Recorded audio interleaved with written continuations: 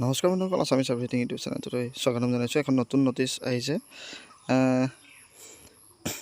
যিসকলে ফাৰ্ষ্ট ৰাউণ্ডত এডমিশ্যন ল'লে অলৰেডি, তেওঁলোকে ছেকেণ্ড ৰাউণ্ডত যদি নাম আহিছে তেওঁলোকৰ ৰিকুৱেষ্টটো কেঞ্চেল কৰক। কেঞ্চেল কৰিবলৈ আহিছে।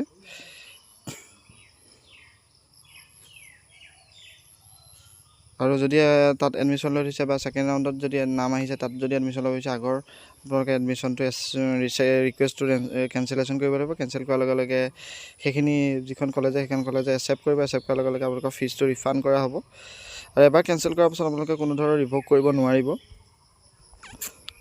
আৰু যিসকলে নাম ফাৰ্ষ্ট মেৰিট লিষ্টত আহিছিলে কিন্তু অফাৰটো একচেপ্ট কৰিব নোৱাৰিলে, তেওঁলোকে স্পট এডমিশ্যনৰ দিনাখন কলেজলৈ যাওক। সেইদিনাখনত তেওঁলোকে নিশ্চয় এডমিশ্যন পাব।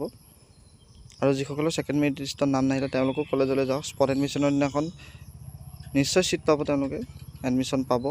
গতিকে আপোনালোক সাজু হৈ থাকক।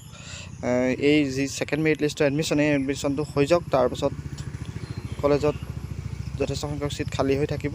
আপোনালোকে তাত গৈ এডমিশ্যন ল'বগৈ পাৰিব, কোনো চিন্তা নাই। আপোনালোকে প্ৰথম মেৰিট লিষ্টত যদি নাম আহি অফাৰটো একচেপ্ট কৰা নাছিলে, সেই 2 নম্বৰ লিষ্টত আপোনালোকৰ নাম নাহিলে, কিছুমানৰ পাৰ্চেণ্টেজৰ কাৰণে 2 নম্বৰ লিষ্টত নাম অহা নাছিলে, তেওঁলোকৰ কাৰণে কোনো চিন্তাৰ কাৰণ নাই। স্পট এডমিশ্যনৰ প্ৰক্ৰিয়াটোৰ বিষয়ে চৰকাৰে এখন নটিফিকেশ্যন আনিব। সেই নটিফিকেশ্যনখনত কি দিব সেই বিষয়ে আমি আপোনালোকক জনাবলৈ চেষ্টা কৰি যাম। গতিকে আমাৰ ভিডিঅ'টো চাই থাকিবলৈ বা পাই থাকিবলৈ আমাৰ ভিডিঅ'খিনি আপোনালোকে আমাৰ চেনেলটো ছাবস্ক্ৰাইব কৰি থ'ব। আৰু স্পট এডমিশ্যনৰ দিনাখন ছিট পোৱাৰ সম্ভাৱনাটা কিমান বুলি সকলোৱে সুধিছে, সেইটো কলেজখনৰ ওপৰত কথা, ছিট কিমান এভেইলেবল আছে।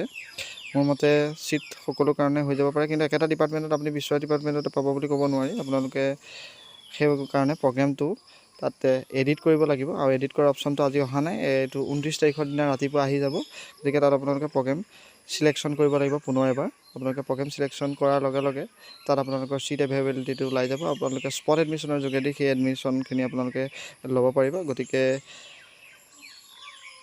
আপোনালোকে মই ডেছক্ৰিপশ্যনত দিয়া লিংকটোত গৈ আপোনালোকে এই পাব্লিক নটিছ বা ইম্পৰ্টেণ্ট ডেটছখিনি আপোনালোকে চেক কৰি থাকিব। আৰু যদি সেইখিনি কৰিবলৈ অসুবিধা হয় তেনেহ'লে আমাৰ এই চেনেলটো ছাবস্ক্ৰাইব কৰি ল'ব।